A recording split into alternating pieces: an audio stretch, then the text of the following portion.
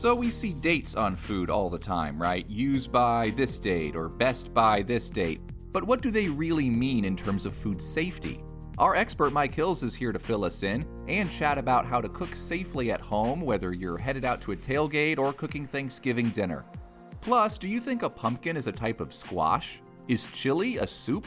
We break down these very important questions and talk about some of our favorite fall foods. All that and more coming up on Health is Real.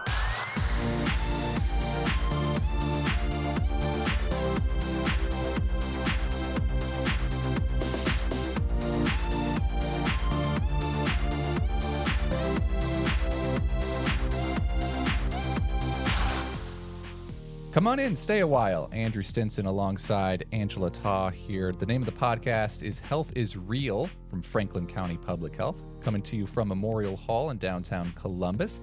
Angela, how's it going today? Pretty good, Andrew. Thanks for asking.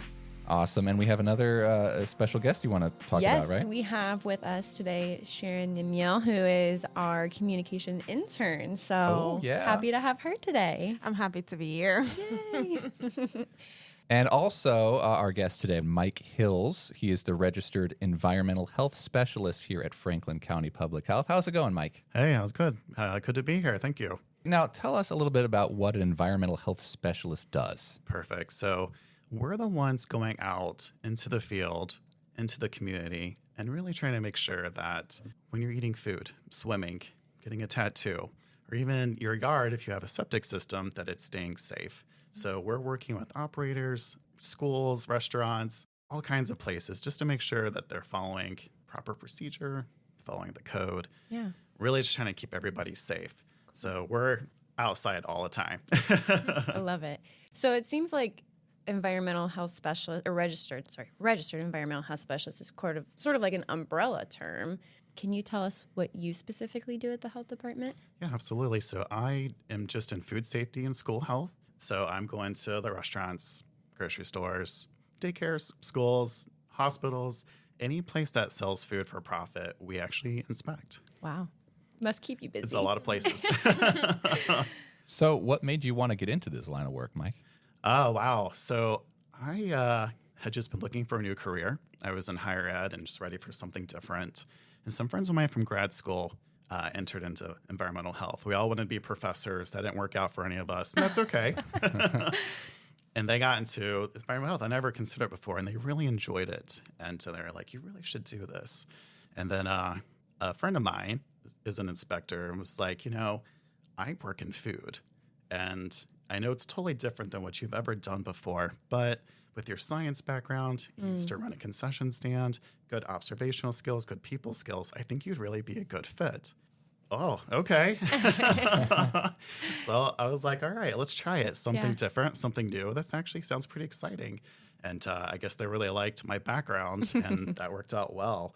What didn't work out well was I was hired in March of 2020. Oh, no. So Nothing was going on then, right? nothing was going on then. So true story, my third day on the job, we were here, and it was April 1st.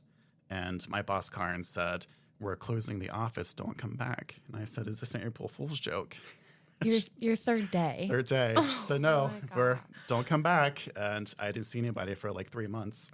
Wow. So it was a very interesting first week. So wait, 3 months? 3 months into 2020, it was still full on pandemic. Were you guys out in the field still? So no, most people were working from home, trying to find, stuff to do. Yeah. Megan Hayes and we were doing contract tracing, which never thought I'd be doing that. Yeah. So calling people 6 days a week for months, that was very interesting. Yeah. Yeah. And then I think it was like June or July, they reopened the restaurant, so we were able to start our training then. So a big delay and a big rush to get that done. It was interesting times. Right before the second surge in 2020. Yeah, so then they pulled us again and did more contact tracing. So I think Megan and I worked for like 3 months on our own and then got pulled again until the next spring of 2021. And back to the So restaurants. I learned a lot about public health that first year. Absolutely. Now, on the subject of food safety, this time of year, it's tailgate season, it's football season. A lot A lot of people going to the football games, a lot of barbecues in the backyard. What are some tips for people to like keep food safe in those environments? Sure. So I just want to really emphasize to everybody that food poisoning can happen at home, not just the restaurant. So you really have to be careful. Some things to consider: temperature controls. If you're bringing in cold food, make sure that food's touching ice. The physics of it, what I see a lot is people have like ice on the bottom, food on the top. That just doesn't work. It's in order to keep that food cold, it does have to be touching the ice. So trying to like layer it in the cooler. Okay. As long as it's touching ice, it should stay cold. I've been to events where they'll have like the ice pack on the bottom and the food's at 70 degrees on top. Ooh. You know, that's just the nature of how that works. So trying to layer that out in the cooler itself, keeping your raw meats on the bottom, your produce and stuff on top, and the cheese, because that's not being cooked. So if any like blood or stuff drips from the meat onto it, you're going to eat that raw meat stuff on, you know, your sandwich. So really be careful of that. Trying to think about temperature control. So like if you cook something, so I don't know, like a dip or something, and it's hot, trying to keep that hot, because if it's at room temperature, it can start growing bacteria again, and you know, it could be sitting out for a long time and you could be getting sick from that. Yeah. So hot and cold, it's important to keep it. So let me ask you this, because tailgating can last a long time. I mean, say you have a hot dip or even a cold dip, like how long, like when should people start worrying, like if it's not at the right temperature? So in the food code, we have a process called timeless public health control, where people actually do let food sit at room temperature. Okay. It can be up to usually 4 or 6 hours, depending on the initial temperature. So think of like some of your buffets, or even like McDonald's and Wendy's. They let their toppings sit at room temperature for a quality issue. And then after 4 hours, they discard it. So that's something you can think about. So I would say no more than 4 hours. Okay. If you're able to keep it at 70 degrees, the 6 hours is okay. But I would say no more than 4, unless you have really good controls. Okay. So That's good to know. unfortunately, those leftovers, they should just get left at the trash Leftovers can. get left, Don't yeah. bring them. Yeah. Because Fair. they're just sitting out way too long. Okay. Good to know. Yeah, I didn't know that. Also, something I was just thinking about, you know, sometimes on food you see best by or sell by or use by. There's a lot of different terms that are used. Can you explain like what that means? What's the difference between all those? So this actually came up a couple weeks ago, very timely. So according to USDA and Ohio Department of Agriculture, those are mainly dates for stores concerned about moving product or quality. They're not necessarily always about safety. Oh, okay. So trying to be careful when I say this. Yeah. Like your milk will go bad after a time, of course, but that may not necessarily be a foodborne illness, but it is sour and it stinks. You know, so it's not necessarily like bacteria is growing into an unsafe environment, but something about that product either will lose flavor or it's getting slimy or something like that. So the bigger dates to worry about are like when you open a product, within like 7 days is when you should use it. Oh. So I was just reading about this. It's very confusing, I know. Does that apply to like all foods that you're buying, like bread, milk, meats? Like once you open it, you have to use it within 7 days? No, so things like we call them TCS foods, time temperature controlled for safety. So like certain vegetables, some produce and fruits like melon, cooked meats like lunch meat, or some of the raw meats and stuff like that. Those kind of foods, things that are shelf stable like bread or crackers and like that, they may have a date on there for quality, but that's not for safety. But of course, bread can start molding. You wouldn't want to eat the moldy bread, but it's not going to form like, you know, some kind of other foodborne illness that could cause real harm. So the dates on those products does not really matter. It's just that they have to sell that at that day. It just depends. What I was reading is there's no real firm definition for those, so it's very confusing. What I read though is just try to eat it before that date, just to be on the safe side. Yeah. Try Right. to buy it before that Okay. on the safe side. So again, a lot of that is quality, but again, you don't want to eat moldy bread or sour milk. So Right. yeah, it's very confusing. So I hope that works because it's very Clear as mud. confusing. Yeah. It's okay. In the food safety department of the health department, you guys have done a lot of work to make the information as accessible as possible? I'm thinking about, all the translations of the food safety manuals. Can you speak to how maybe that came about, how that's been going, what's to come on the horizon with that? Sure. Yeah. I'm just so proud of those manuals. Yeah. I don't know how that started, but I know that we made those in-house. We wrote all the entries. We took our own pictures. We looked at inspection report data to see like where are places missing the most, like what violations are occurring the most often. Where do we really need to focus this information? And that's what guided us. So we don't talk about everything in the food code. The food code's huge. Yeah. But the biggest items that keep showing up again and again is what we focused on. And so that was a lot of fun. We'd go out, Karin would say, we need a picture of this, try and take a picture of it. I may have staged one or two, 'cause, the times you don't see it. But Right. anyway, so we did that all in English, got our pictures done. Comms team helped us out getting that all nice and pretty. And then we had those professionally translated in the first round. It was 5 languages in English. I forget all of them off the top of my head. That's okay. And then we had those printed out, and they're beautiful books, bound and beautiful. They came back to us in December of 22, and I was so excited to pass those out. I grabbed a whole bunch and went to all my places in Grove City where I knew there was a bunch of people who speak other languages, and I'm like, here you go, here you go. And people were so thrilled, and they said, how much? And I said, it's free. It's our gift to you. We want you to have this as a resource. Wow. And just anecdotally, but it did happen. It was amazing. One of my restaurants in Grove City for 5 or 6 years had always had a follow-up inspection after their standards. So there was enough violations occurring that we had to go back to make sure there was some stuff getting fixed up. And so I gave them that manual in December. And when I did their standard in February, it was the first time they hadn't had a follow-up in that whole time. So Awesome. Wow. I mean, it was great. And she had it right there, and she showed it to me, and she was like, we're using it. It was just amazing. That's awesome. That made a difference. It right did. there. It really seemed to, yeah. And people were just thrilled. So we got another round of funding and did 7 more languages. We're at 13 languages altogether. All right. I mean, it's been great. Yeah. I did a little project this summer with Karin and our team at George Washington University. We took inspection data from before 2022 and then later in 2023, 2024, and did find there was a difference and then kind of criticals we see. So we're seeing improvements in some of the risk factors, which is great to see. So it seems to be making a difference. That's great.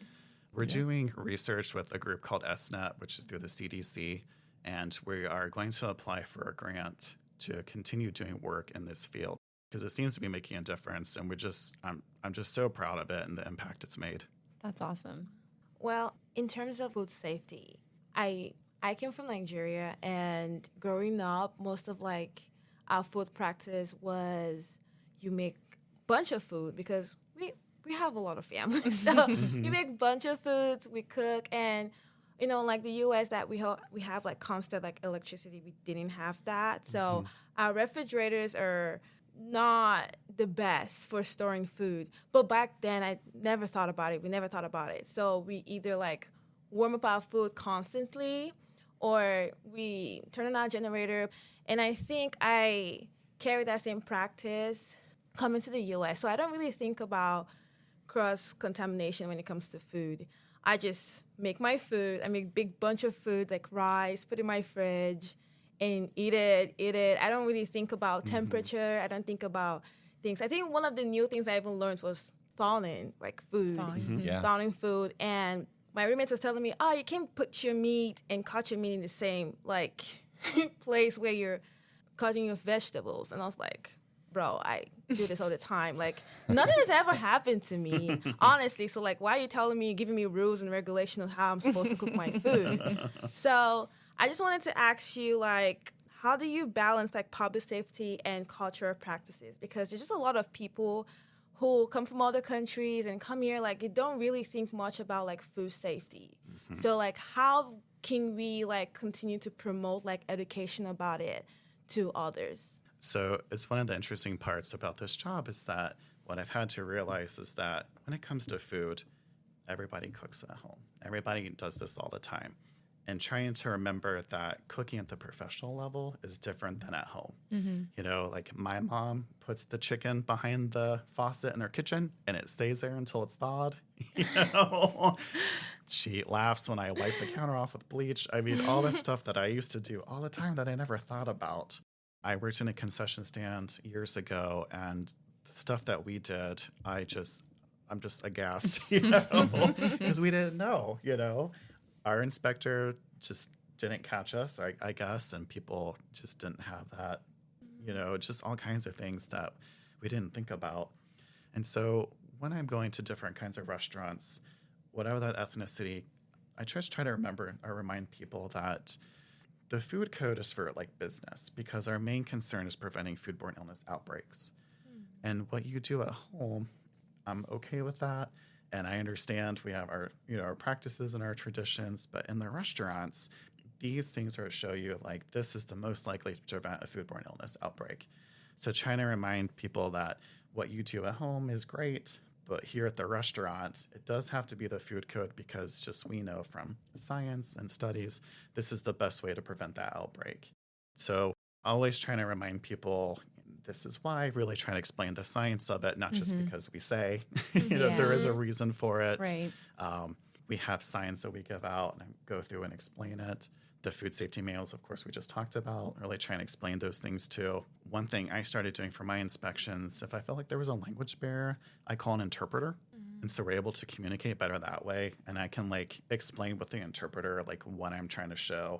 So if we're talking about making sanitizer concentration, we can do it together with the interpreter talking for us, and we can do that together. And I can show, okay, the strip turned purple. That's what we want. Yeah.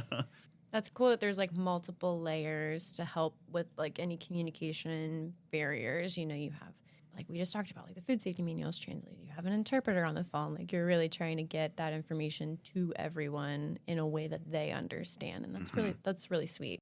Yeah, I really want to meet people where they are and work together. I know for myself, and I hope for the rest of my team, I see myself as a partner. I want everyone to have a successful business. I want everyone to make money. It keeps me employed. I want there to be good food in the community. Yeah. And so, you know, when we're going and looking for stuff, it's just the little things that you don't think about or maybe forgot. Because again, I worked in food. I know what it's like. It's very hard. But you just have to try to remind yourself to really think about those things. So that's where the inspector comes in to say, okay, we'll just keep this in mind, because, you know, if something goes wrong, Right. or have some sick people here. Yeah. Well, in your opinion, what's one thing that you wish more people knew about food safety? Sure. So I wish people did know that you can get food poisoning from home. So, Right. you know, I used to have this mindset myself. Anytime I got sick, I was like, oh, it must have been that restaurant. I didn't think about stuff I was doing at home, you know. Sure. I've been doing all these complaints for about a year now. So that's been very interesting to talk to people, all kinds of things that they're seeing. So if you're listening, I have some requests if you want to submit a complaint. Be very specific of what you saw, because I can only look for what I know. So I'll get complaints where they say, well, they're being unhygienic. What does that mean? I don't know what that means. Yeah. Oh, they scratched their head and then touched the taco shell? Okay, I can look for that, you know. Be very specific. If you are sick and our epidemiology team calls you, it's a good idea to help them out so we know what to look for. I've had people that are very sick and they don't want to give food history. They don't want to provide stool samples. I know it's uncomfortable and weird, but it really helps us know what to look for. So if you're willing to do that, we really appreciate that data. Something to think about too. And just remember too that some of these bacteria and stuff, like they exist naturally in the animal products. So like E. coli, Campylobacter, like they're just there. You can't wash it off. It's not going to be avoidable. The way to get rid of it is to cook it completely. So just really trying to make sure you're cooking everything adequately to those proper temperatures. Yeah, I wanted to see if you could talk more about food poisoning and like what is the difference? Like, is it just like tummy aches, vomiting, and just going to the bathroom? Like, how can you like know you have food poisoning? Sure, yeah. So those are definitely the most common symptoms: vomiting, diarrhea, stomach pains. Sometimes there might be chills. Sometimes there might be fever, stomach cramps, things like that. you know your own gut health. So if something seems out of the ordinary, Yeah. is a good way to know. And there are different kinds of poisonings. There could be chemical contamination. So maybe they accidentally got sanitizer in your food. It could be viral, bacterial, something like a parasite that's, can't be lactose. We have those. Yeah. Could be something in the food itself, like maybe there's like glass or wood shavings or something. All those kind of things can end up in food, unfortunately, and can cause illness and, discomfort for sure if you're swallowing glass and metal. That's not comfortable. No, that's not. One of our violations is looking at can openers because as they're used, they'll start to get dull and they can break off and they'll start like getting metal shards at the top. And so if like that falls into the food, you're going to be eating metal. So that's one thing I'm really adamant about. Yeah, that's great. Thank you for being adamant about that as someone who goes to restaurants. Thank you. I appreciate that. So I think this was a probably really silly idea to record this podcast around lunchtime because I'm starving and all I can think about now is food. But I wanted to ask, okay, what's your favorite food? What's your favorite kind of restaurant? Let's just have some fun. I want to know more about you. Like, what do you like? I love sushi. Oh. Sushi. Okay. My partner and I have a favorite place in Gahanna, and I have not looked at their inspection report. Intentionally? Intentionally. Okay, fair. Because the food is amazing, and I'm sure they're doing great. I bet they are. Any kind of seafood. Love seafood. Okay. Has that always been a favorite for you, or is that something you've kind of grown into? Because that's not always everyone's favorite. True, yeah. Yeah, ever since I was little. I was born in Florida, so we had a lot of seafood when I lived down there. Gotcha. So, yeah, definitely the odd person. I love it. What about you, Andrew? What are you thinking about while we're creeping up on lunchtime? Yes, it is lunchtime. I am hungry. I usually go for Mexican food is my go-to. Yeah. Burrito, just pack it with chicken and rice and whatever else you can throw in there. It's going to be great. So I usually go for Mexican. What about you, Ange? I any type of Asian food. Give me the peanut sauce. Give me the pho. Like I want all the good. Yeah. My mouth's watering now. Sharon, what about you? I love my African food. Yes, ma'am. I love jollof rice, but I love seafood. I lived in Florida too for like 2 years. Oh my gosh, the seafood there are so like cheaper than Ohio and so big. Like if I want to go back to Florida, I want to have some alligator again. I've never had it, but I want to. Okay. So seafood and like Asian food too. Like I love sushi. I love their rice. Like mainly Japanese. Their food is just so good. Okay. Yeah. Okay. Well, speaking of alligator, what is the most like out of the box thing you've eaten? Everyone will get a turn, so start thinking. We'll start with you, Sharon. Oh no. Out of the box. Yeah. Okay. When I was little, I remember like we had like street vendors that sell food. I ate crickets. Oh. And then people have like that was my first time like tasting a cricket because it's an insect.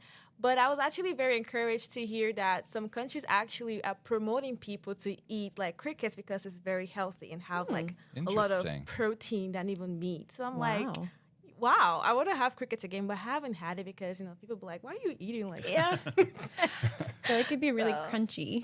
Yeah, it was crunchy and sweet. All right, Mike, most out of the box. Man. We can go to Andrew if you need a second. No, it's good. I really like frog's legs, actually. That's pretty good. I cannot describe the flavor. It's like a chicken fish. Okay. Oh. Almost like alligator. It's very weird. It's so odd, but it tastes good. Is that a Florida thing? I tried to hear at a Chinese buffet, actually. So, yeah.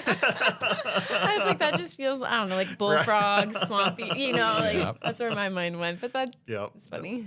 One time we got a rabbit to cook at home with my parents. Okay. Because we wanted to try it, and it was good meat, but it looked like a little person. Oh. I had a hard time eating it, but it was good. Okay. Yeah, mine is going to be similar, and I know Angela loves to ask these questions because I'm not very adventurous with my food, so she likes to have some fun. Going off of your rabbit thing, squirrel is the thing that I've had that's kind of interesting. Yes. Not fun, but like that's very Well, out of the box. it wasn't fun for the squirrel. Right, but that's it was why I fun for changed me. what I said. Yeah, no, it was pretty good. chicken-like, I would say. So yeah, over to you, Ange. I was thinking I have had gator before. Really? Gator bites. Yeah, in Columbus. There's a brewery that I went Gator to. bites? Yeah, they're like little fried bites, little nuggets of gator and breading. I don't know. It was good. I liked it. Had a great sauce with it too.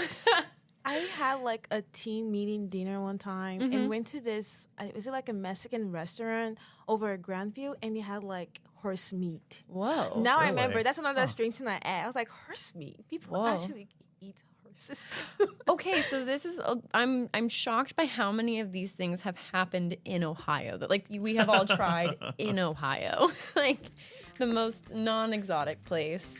I mean, it's the heart of it all. It is the heart of That's it all. true. You're so right. Mike Hils, thank you so much for being here. He's the registered environmental health specialist here at Franklin County Public Health. Thanks for coming on the podcast today. This was great. Thank you so much. It was a lot of fun.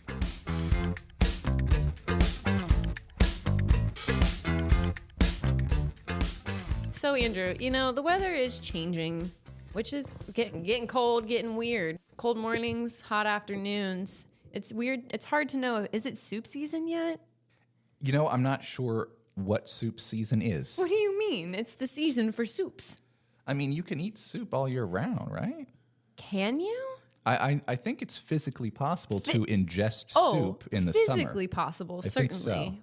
But You're talking about like what feels right. right. Okay. Yes. Yeah. Yeah, like- I think fall is soup season, quote unquote. I think so. yeah. Because Okay. it's cool enough outside, fall, winter, True, maybe true, even true. spring a little bit. Okay. I can go with that. So what soup do you go for? So let's see. I actually recently made a tomato soup out of tomatoes from my garden, and it was really delicious. Wow. Yeah. Never done that before, but it was a good experience. Nothing too crazy. Very simple. Roast it in the oven, throw it in the blender. Soup. It's That amazing. gives me an idea. What? We should do a podcast where you bring in some of the stuff from your garden and we all try it. I know I've mentioned my garden so much on this podcast. I mean, yeah, you're teasing the garden a lot. I We am. gotta see what there is to see from the garden. the produce. We, see the fruits of your labor. Yeah. So here's a question though. Is chili a soup? Do you consider chili a soup? This is like is a hot dog a sandwich kind of question, right? Well, that's another one we could talk about. Yeah, we need to wait for Zach to come back. Zach is currently still on special assignment. When he comes back, I'm certain that he will have a thought on whether true. a hot dog is a sandwich. I don't know which way he's going to come down on that, but I know he's got an opinion. Yeah. Back to the soup versus what is chili a Is soup? chili a soup? I think chili is not a soup Why? What? because no, it's a s- chili. If it was a soup, you would call it chili soup. No one calls it chili soup. Of it's course, chili no one calls it chili soup, but because it's not a soup. but it's chili. it's liquid based. Well, right? lots of things are liquid based and they're not soups. Like what? Like any drink. Water is not a soup. Orange juice is not a soup. Right, but I'm talking about like. What is the liquid that's the base of chili? Is it tomato sauce? Yeah, basically. So and is- like cooked down stuff. I don't know. It's definitely tomatoes, but it's also got it's got good stuff in it. and Oh, I mean, that's not the question at No, hand. that's true. No, it's tomatoes, tomato sauce, and additional. You know what it might come down to is the amount of the tomato sauce in relation to the other elements. Because if you got a big bowl of it and it's just mostly the tomato sauce and just a little bit of like meat and such, then I could see, oh yeah, that looks more like a soup. Right. Whereas if it's just a little bit surrounded by mostly meat and other vegetables, then beans, then I would say not a soup. No, I disagree. I think the line has to just be here's my thing. I think that chili is a soup. Now, on the spectrum of soups, I think it is very hearty. I think it has a lot of substance to it. But for my working definition of soups, liquid-based meals, right? I think it's a soup. It's a hearty one. It doesn't have a ton of liquid. It's not like a chicken noodle soup, but like. I like chicken noodle soup. I know. That's probably the best one there is for me. It's true. It's a classic, but you go for it. It's delicious. And I will say, I had tried peanut soup before. Oh, okay. And that is actually served over rice, but it's still called soup. People have words for everything. So true. Yeah. But it's just a category. A soup is a category of liquid-based meals. That's how I would define it. Sure, but how much liquid does there need to be? It's a range. It's a spectrum, just like everything else. Oh, okay. So it's less soup, like if there's less of the liquid, and it's more soup, like if it's like. Yes. Okay. Well, I can go with you there. Yeah, That's kind of what I was yeah. getting at with the big bowl of liquid. Yeah. Like there's Okay. some soups you'd put over like rice or skyline chili. Skyline it can chili. be served as a soup. No. Where do you Can stand it? on skyline Oh, I chili? love it. Oh, really? I would die for skyline chili. It is like, listen, everyone's got their like weakness for not healthy fast food. And yours Is skyline chili. Yeah, man. is Now I gotta skyline go chili get a some soup? If you put it on a hot dog, is it soup on a hot dog? If you have, is a hot dog with chili on it a sandwich or a soup? Ooh. Or no, both. both. I think it'd have to be both. That goes back to It's again, we both keep of running the into questions put together. is a hot dog a sandwich? It depends what you mean by sandwich. I don't think most people would consider just in everyday life, a hot dog wouldn't be a sandwich. You wouldn't say, "Give me a sandwich," and someone gives you a hot dog. Like that wouldn't make sense. I mean, But I if you wouldn't be mad define about it. Yeah. But if you define it in such a way where it's you've got the bread and the meat and that's what a sandwich is. Yeah. Then it kind of is a It sandwich. kind of is a sandwich. It's just But people don't use it like that Sure. in our culture typically. right. But so. it's similar to chili and soup. It is. What are your thoughts on squash? I love it. We had a question come in related to squash. And by the way, if you want to weigh in on the soup versus non-soup, and then you've got the hot dog sandwich debate, feel free. Give us an email at fcph@franklincountyohio.gov. Yeah. Feel free to chime in and let us know your thoughts, and maybe we'll read your opinion on the next episode of our podcast. Love that. One comment we received was about squash, the best fall squash. What do you got for that one? I would have to say butternut or like a honey nut or like any sort of like variety of that. It's so good. It's got the sweet, it makes me think of like a sweet potato, right? It's got like that nice density to it, but it has a little bit of sweetness. And so you can play around with that when you're cooking. It's a solid answer. Yeah, thank you. I don't know a lot about squash. You don't know a lot about squash? I don't. Okay. Yeah, so this question wasn't really good for me, but I think butternut scotch is scotch. Butterscotch. How about we just stick with butterscotch? There you That's go. a different question, but more up my alley. So. But a pumpkin. Yeah. Pumpkin squash. Is a That's a fall squash. Okay, if that's true, then yeah. I don't know. Is we a have pumpkin a squash? Yes. No, of course it is. It is. It absolutely is. Yes, a pumpkin is a type of squash. See, I didn't Then my remember that. favorite squash is a pumpkin. Okay.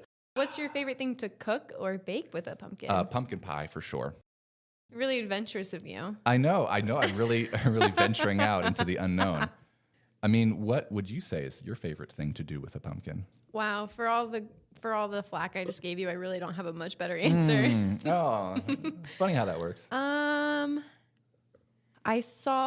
So full disclosure, I haven't made this yet ever, but I did see recently a recipe for a pumpkin chocolate chip cookie. Okay. Which is very intriguing to me. So that may be my favorite thing to use a pumpkin for. It might be your favorite, but you've never tried it yet. Yeah. So you don't even No, know if I'm you like this. anticipating it's going to be my favorite. It's my future favorite. Your future favorite. That's a very positive and optimistic way to look at it, right? Yeah, It's absolutely. going to be my favorite, even though I've never tried it before. No, everything is your future favorite. You just I haven't wish tried my it yet. daughter had the same mentality with new foods. Yeah. This is going to be my favorite thing to eat. Yeah, it Yeah. is. You just have to tell yourself that. Everything's a mental game, Andrew. It is. It's true. I'll talk to her, don't worry.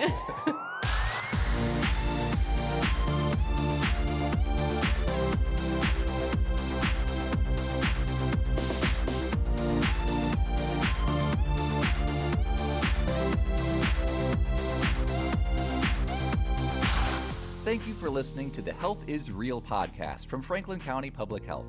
We want to hear from you. Let us know your thoughts at fcph@franklincountyohio.gov. And be sure to follow us on your favorite social media platforms. And did you know that we offer vaccine clinics and education throughout Franklin County for both children and adults? Talk to a public health nurse to ask questions or schedule your vaccine appointment by calling us at 614-525-3719 or email shots@franklincountyohio.gov.